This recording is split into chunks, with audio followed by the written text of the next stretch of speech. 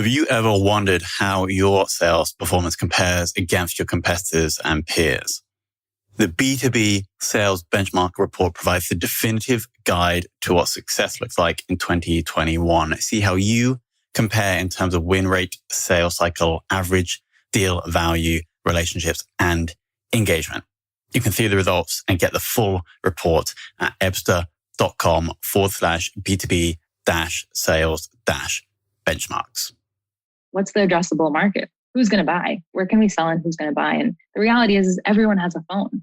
So you have to think about what drives a customer to want to buy SMS? Is it something specific to that business?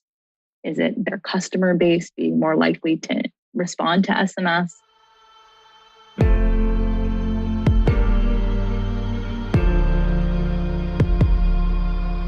This is Sales Ops Demystified, the number one most downloaded podcast in sales operations. We invite the brightest minds in sales ops onto the show to deconstruct the what, why, and how behind rep productivity, forecasting, metrics, and all things revenue. This podcast is brought to you by ebsta, a revenue intelligence platform used to identify risk in the pipeline and score customer engagement, and is sponsored by the Global Sales Operations Association and the UK Revenue Operations Network.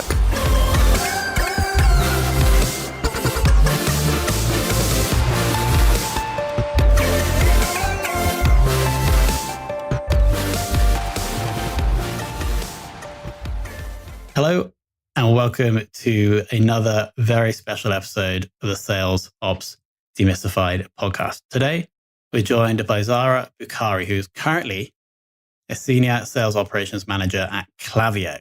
Now, I love Klaviyo. Before we jump in, I used to use Klaviyo for an e-commerce store we had. And they automated the email automations. And this was 4 years ago. Yeah, we've grown like crazy. We actually have SMS now too. Really? Incredible. Yeah, we just released it. Yeah. I don't want to derail this whole interview with e-commerce chat because we're really here to talk about the world of sales operations. Now, Zahra, I believe you have somewhat around 12 to 13 years in the sales and sales analysis operations game. Is that correct? Yes, I do. Incredible. So typically the first question is, how did you make your way from profession A into sales ops? But it seems like you, from the early days of your career, you entered into the world of sales. Could you just clarify if that is the case? Yeah, no, that's a good question. So I have had most of my experience in sales and analytics. But the reality is I started my career in finance, in asset management. So I don't even really count that a lot of times when I'm thinking about my ops career, although operational in some ways. So I actually, I started my career in asset management at a local asset manager. And I think I was just trying to figure out what I wanted to do. I was, doing admin work for a portfolio manager. So admin work with a portfolio manager would be like processing, transactions on the secondary market, helping balance their books. And it was really just one of those learning the way of the world. And we sat next to an HR team, and I'm kind of an extroverted person. And someone in the HR team was like, "You would be great in sales." And that just shows how little this woman knows about sales, because it's not about being an extrovert. It's about having a thick skin.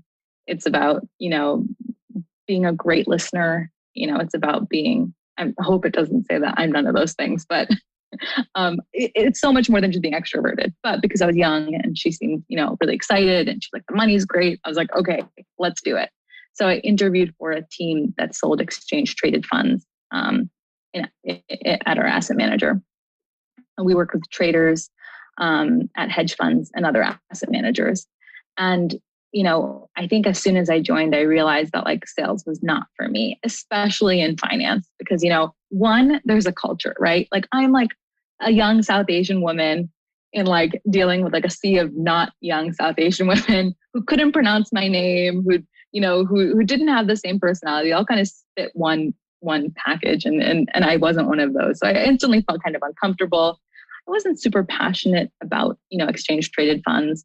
So I was working with these group of really great, smart guys. And I realized very quickly the one thing they were missing was someone who knew how to open Excel and, log into Salesforce. That was, I think, the two things. I was like, these guys don't know how to do this. I can really drive value here. And they were just implementing Salesforce at the time at the company. So I really started on just doing competitive analysis and helping set up dashboards in the Salesforce instance because it was new. I also did a SharePoint page for the team. I then moved on to building content. So really, really great content that got to go to different other asset managers. And yeah, it was great. And I think I was able to learn a lot on my own, but I very quickly realized in 4 years that I needed a teacher. I needed someone who could guide me. I needed somewhere where it would move a little bit faster, where, there was more innovation. And I was having lunch with a friend and she was working across the street and she was like, well, I'm at a startup and we're doing that here. You should come over. We have an ops team, they're hiring. So I joined, and that's really, I think in 2014 where my sales ops career really took off, I think I'd want to say.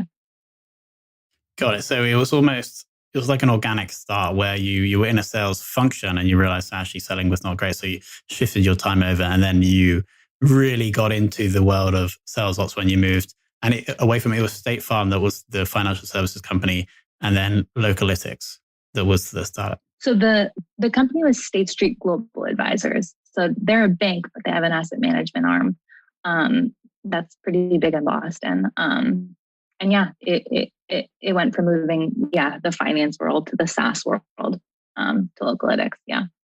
Got it. Do you know Mark Feldman, by the way? He's also a guest on the show who used to be a sales ops lead, I think, at Localytics. He may have moved on now. I think he might have post-dated me. Got it. Awesome. Yeah. Oh, so him and I never worked together. Yeah. Fair enough. Post-dated might not be the word, but yeah, he was after me, I think. But I heard he's great. Yeah, I mean, it was an awesome interview. Shout out to Mark. Now, so we joined Localytics.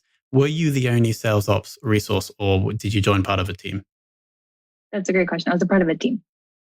Got it. And so you actually were able to I guess, learn more about what a sales function looks like. Exactly. Yeah. It was our director. It was sort of a lead analyst. There was a Salesforce admin, and then there was myself. I was an analyst who sort of partnered with sales management. The sales ops team there really handled pre and post sale. But my function, is where really any humble beginning starts, right? Really like deal desk, spiffs with management, understanding basic reporting, dashboards, enablement. But about a year in, there was a pretty massive layoff at Localytics, and our director had left in that process. And then someone elected to leave about a month later, and she was our admin. So it really gave me the opportunity to get certified and learn the ins and outs of Salesforce, which was great. Yeah, I did see that on LinkedIn, certified Salesforce admin.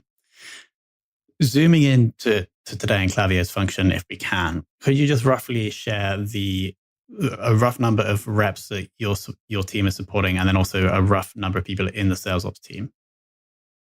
Sure. So in terms of reps, right now we're at 100, give or take. I always like to shout out to that Klaviyo has joined. Has grown in headcount double year over year. Sorry, I didn't say that right, but we've doubled in headcount year over year, which is pretty amazing. And where we're at, about 100, give or take right now, we estimate ending the year upwards to 150, which is amazing. Awesome. And then how many people in the sales ops function? Yeah, so the sales ops function, we have currently today 11 people, but we're actually about to welcome 3 more. So we're probably going to end the year closer to 20, which is great.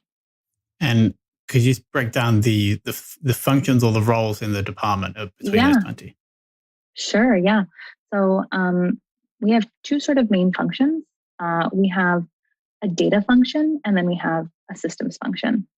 So everyone in the data function reports directly to me. And then everyone in the systems function reports to a business systems manager who reports to me. In the data function, we have sort of two roles. One is a specialist role, so you can be a senior specialist or a specialist, and those people's responsibility is to align directly with a business leader, and they're supposed to help them with, forecasting, planning, process improvement, and then sort of everything in between, right? Whether it's presentations for their individual teams, one-off analysis.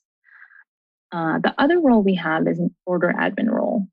So the order admin role is going to be sort of like a traditional deal desk role, but because Klaviyo, is high volume, so we're very transactional in our sale. We have thousands of deals that need to be reviewed, and we're a credit card business, so they come in pretty automated, right? There's not like a contract you can review and double check. So those roles, they're in the weeds of ensuring that our data is accurate. They're also supporting our reps, like on the front end. So they're the ones who, when we have a question in a shared Slack channel of hey, why wasn't this lead converted? They're the ones responding and answering those questions. In the systems function, we have a developer today, a systems analyst, and a business systems analyst. The developer, I think their responsibility is clear. The systems analyst is doing a lot of our day-to-day systems management, whether it's helping reps, vendor management, troubleshooting issues, basic Salesforce configuration. And then we have a BSA who's pretty new to our team. She's great. She's going to be responsible. I've really stretched my team to sort of wear both the tech and the business hats. And I think we're now growing into a position now where people don't have to do that, right? They can really spend their time focusing on the technical aspect. They don't need to be, a business expert. And our BSA will help those people really focus on their roles. And then our manager, who's phenomenal, she really is still today wearing like the strategic project hats. So we're very much individual contributors in our role as well. I fully own our sales plan. I, still today do a lot in the terms of reporting and answering questions. We're starting to grow away from that, right? So she's going to now hire more analysts, more senior systems analysts to start taking on those strategic projects. So yeah, that's the team today. Got it. And then who do you report into? Great question. Today, I report to our VP of sales. I actually worked with him at Localytics, and we have a great working relationship. So it's been great. Amazing. So did you join Klaviyo or did he or she join Klaviyo first and then you migrated together, I guess? He joined. It's kind of a great story. You might not end up using this, but I will share with you guys just so you know. When he was thinking about leaving Localytics, I actually didn't work for him.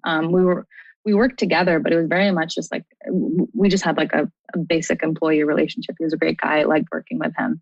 But I think close to my end of my time at Localytics, I was pretty unhappy. I wanted to change. I was ready for something different, to grow something. And I started sort of taking him as a mentor. Didn't know he was planning on leaving. And then when it came time and he was getting ready to leave, he was like, listen, this company has it all. Like, they're doubling in all ways possible. And being like the forever, like, pessimistic ops person, I was like, yeah, sure. Every startup says that. But I really loved working with him. So I went and yeah, he's been right. It's been great. It's like a rocket ship. So it's been awesome. And I think that story is highly relevant because we've had this a number of times before where sales ops managers or leaders or directors have kind of moved to a business and then almost pulled people with them because you have the trust, you work effectively together. And so that makes total 100%. sense. What is the biggest focus of the sales ops function for Klaviyo in 2021? That's a great question. It's hard to pick just one. For me specifically, if I had to say I could pick one thing out of everything, out of all of our, Klaviyo's big business goals, I really think this is the year where our sales ops team really scales to support the business that we are today. I don't know how much you know about Klaviyo and our background, but we're a fully bootstrapped company. Oh, I didn't know that. That's incredible. Like crazy. Yeah, we've grown like crazy. And the reality for anyone who's been in a bootstrap company is like, before you get to that like adult stage, right? You're doing everything you can to be scrappy and to be lean. I'm so thankful for the team I get to work with, because like I've really been able to ask a lot of them. And everyone has ended up wearing a million hats. And where that is so beneficial to the company, right? Where like you get to save on money, you get people who are these like amazing subject matter experts because they've seen it all, they've seen every aspect of it.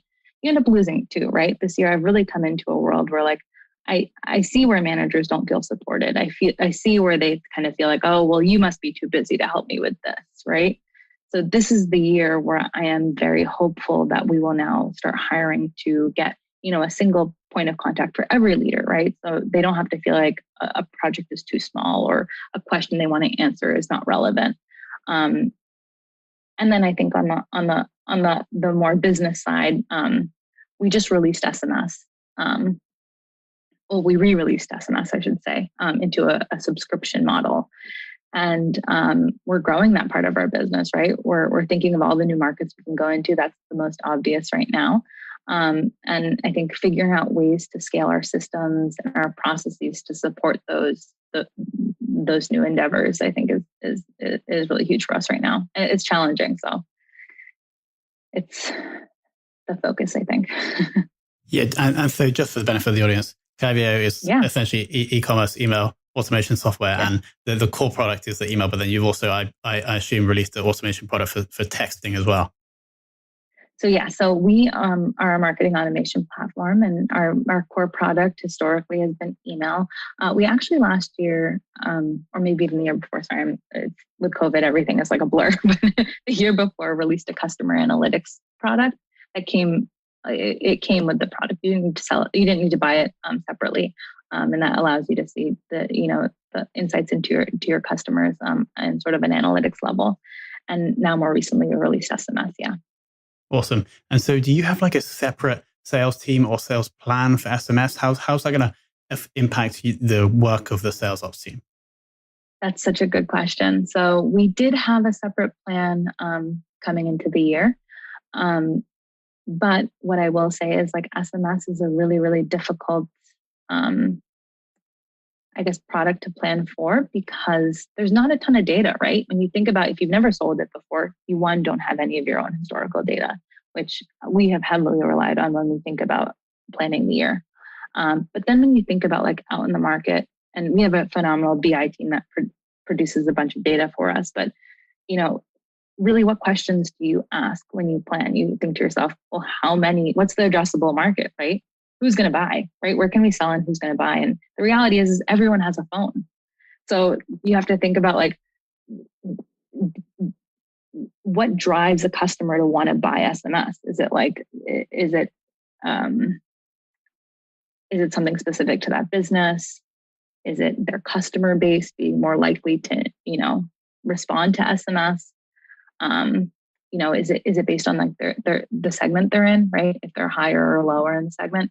So it's all things to think about. And I think we've made some high level assumptions. And now that we've released the subscription, I think we're going to have a few critical months where we get to now look at the data and see, who this is working for and how it's working and how we can benefit our customers more and help them make more money. It sounds like a quintessential sales ops problem, which I'm sure you'll be very excited about cracking it. And as you get more information, it will become more clear, I guess. Exactly. Final question from me, Zahra. Who in the world of sales ops would you most like to take for lunch? Oh my God, that is such a great question. Oof. I don't know how pie in the sky this has to be, because there's actually people locally, like in Boston, that I even know personally, and I don't get to talk to that much. I mean, anybody. I think anybody. Oh, geez. Okay, so the first choice would be Mark Benioff, not because he has any specific sales ops insights to give me, but just because I feel like that would make great conversation with any sales ops person. Say I know him. Yeah, true. on a local level, this is really, really tough. So there's a gentleman at HubSpot. I want to say he's the VP of operations, Channing Thayer. And I've gotten the chance to talk to him a couple of times, and he is just a wealth of knowledge. Like, he has so many great insights into how to scale a transactional or a high velocity rather sales team. And the time I have gotten with him has just been very insightful, and he's given me a lot of great insight. So I would love to, I know his time is precious. So I would love to, this feels a little creepy because God forbid he hears this podcast. He's going to be like, Lord, never taking a call with this girl again. But yes, I would 100% love to pick his brain more any chance I get. Amazing. Well, Zahra, now I'm going to bring in my wonderful co-host, Alex, who's been furiously typing away with notes to come on and ask some more specific questions. Alex, welcome to the call. Thank you for letting me out of my dark room. In a cave.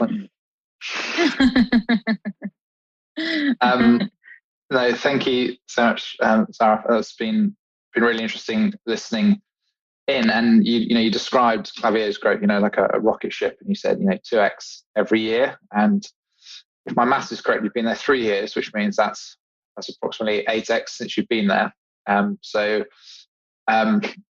I'm guessing your career growth has been fairly like a rocket ship there as well, then, because you're leading a team of soon to be, or end of the year being 20. And I just thought that might be a really interesting thing to sort of dive down in, because obviously wouldn't span a spectrum of places, but would love to be really interesting to know, how do you go about sort of building a team, kind of, she said, sort of really organizing and splitting the function. So you gave us a really detailed breakdown, which is great of how you've done it, but just some sort of guidance on how you've approached that as you've sort of grown. Yeah, that's a great question.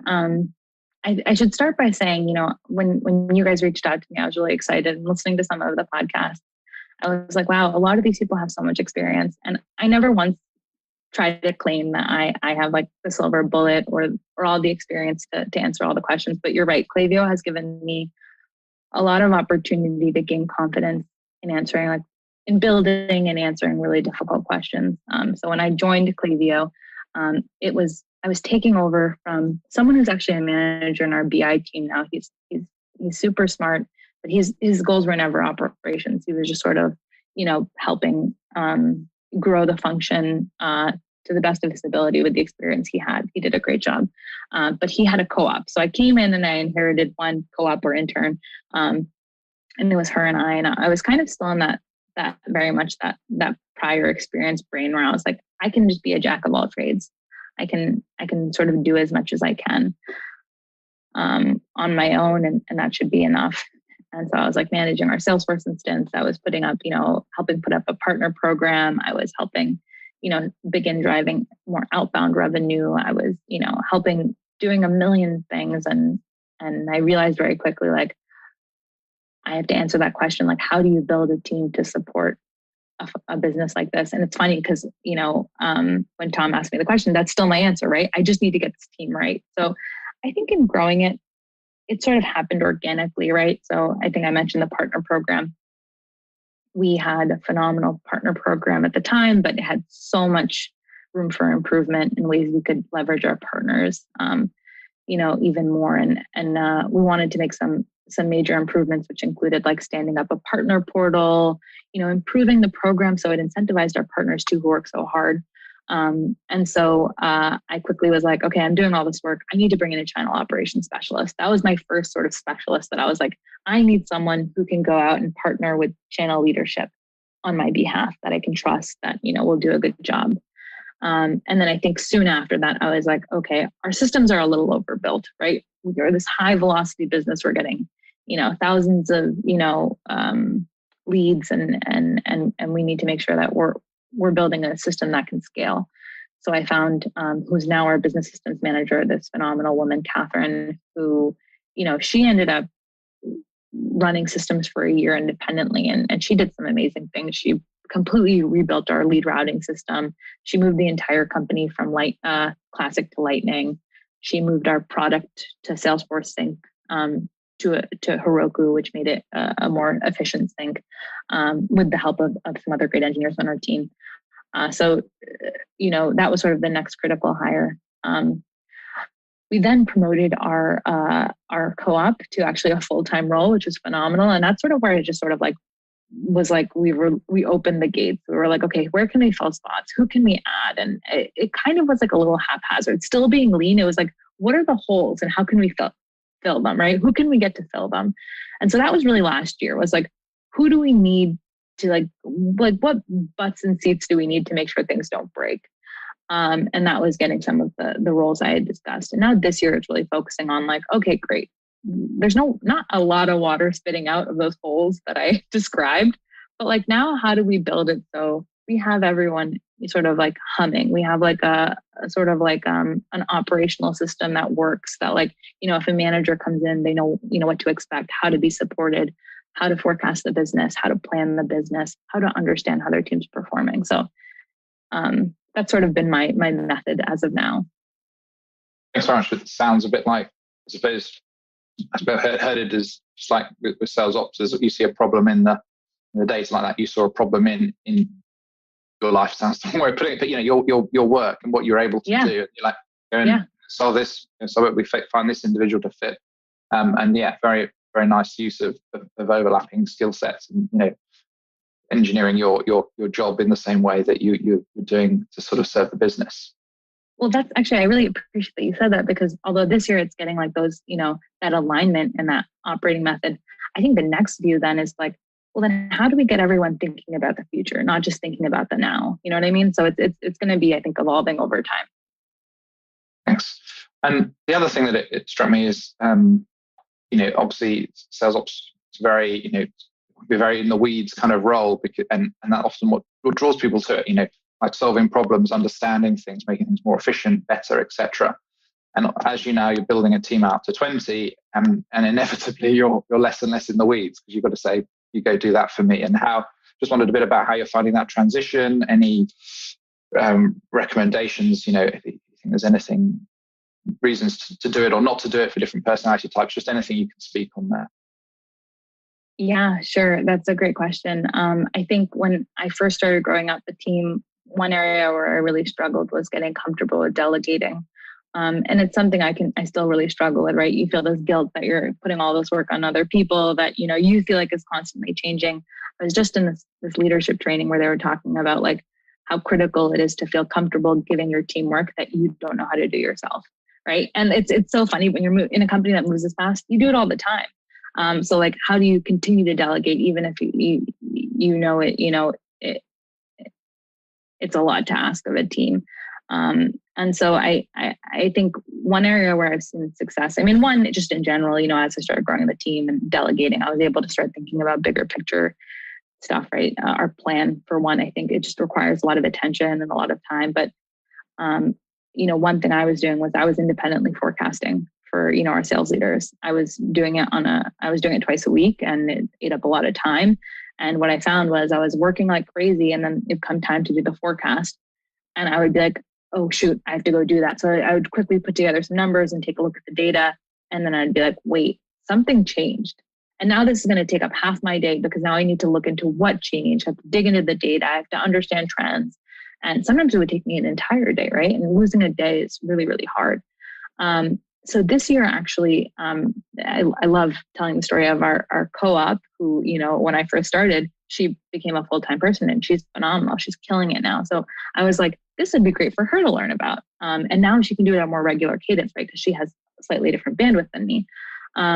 So I brought her in to do it, full-time, and like, just even having her perspective, right? Like, I've been able to teach her a lot, but having someone doing it on a daily basis, she catches things that I wouldn't have the bandwidth to catch. She approaches things differently, right? She's very technical. She's awesome. So it's proved, although challenging to let go. And I think the first forecast we did, we were both really hard on ourselves because we missed. So it can be rocky. And one thing I also tell my team as our team grows and they have to now start delegating is sort of like, you have to be comfortable knowing that like beginning period, a lot of mistakes are going to happen. They're going to drop the ball. They're going to mess up. You're going to drop the ball. You're going to mess up. And like, but then like as time goes by and you see how it grows, it ends up getting solved and taken care of way better than it would have been if you had just done it on your own.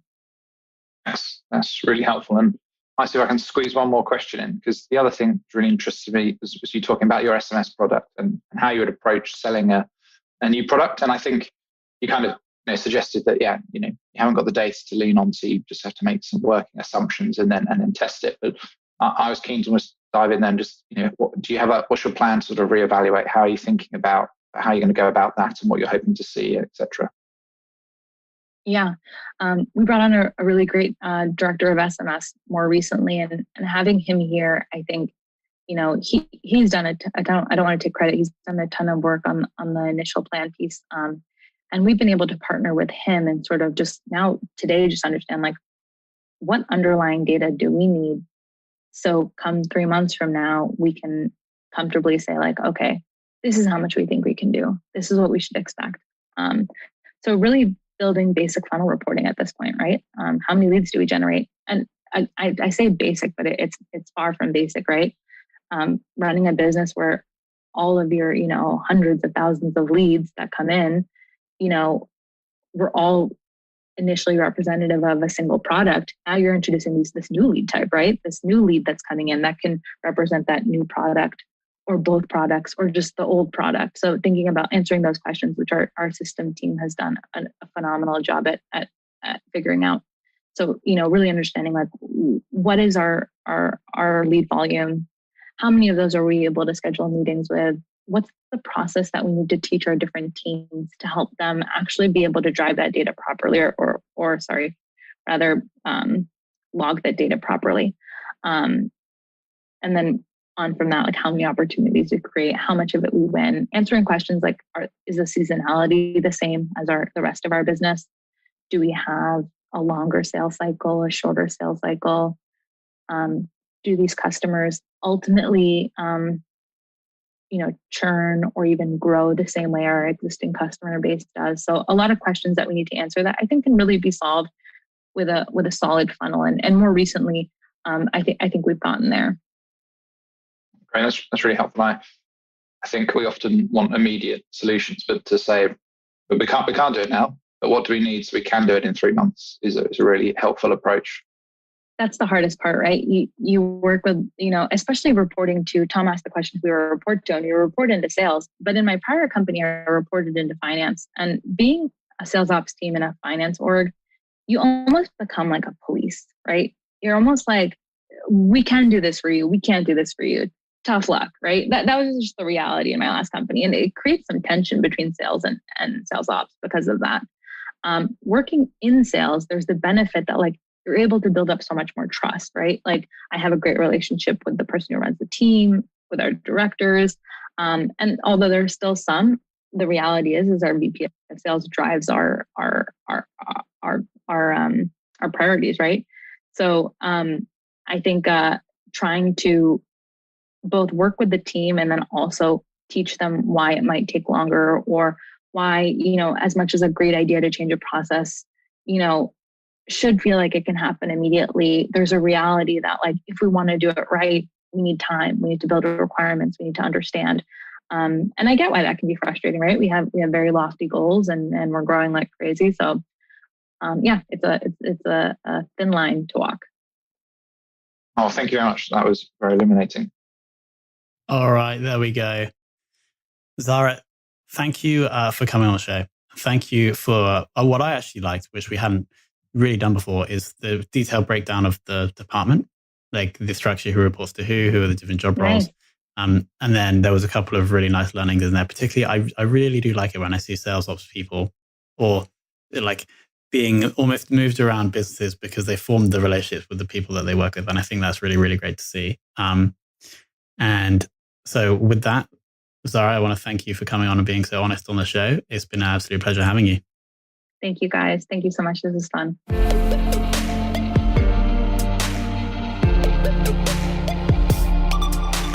Thank you for listening to this episode of the Sales Ops Demystified podcast.